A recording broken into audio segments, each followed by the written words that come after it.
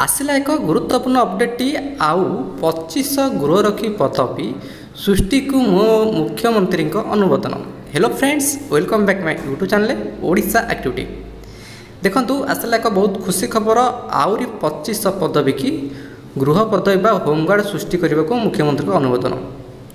राज्य में आउ अधिक 25 गृहरक्षी पदवी सृष्टि होईछि।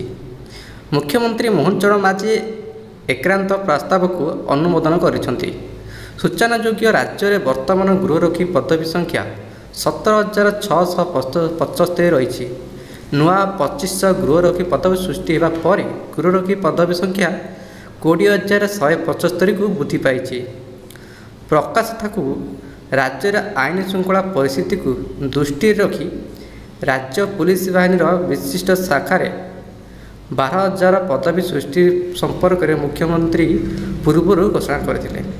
तेणुक यहाँ रही होमगार्डकर बर्तमान 25 नुआ पदवी सृष्टि करा जो मैंने जो डिस्ट्रिक्ट आपण होमगार्ड अप्लाई करते सीटी आहरी पदवी जी पदवी थी आहरी पदवी इनक्रिज करा एवं जी पदवी थी तार आहरी अधिक पदवी बढ़ी।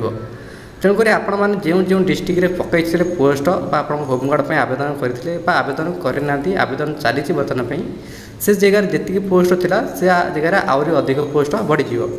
तेणुक ये सुजोग रोचे आपर 2025 होमगार्ड जदि आप चाकरी करने चाहते 2025 आपण मानी बहुत हेल्पफुल रहा।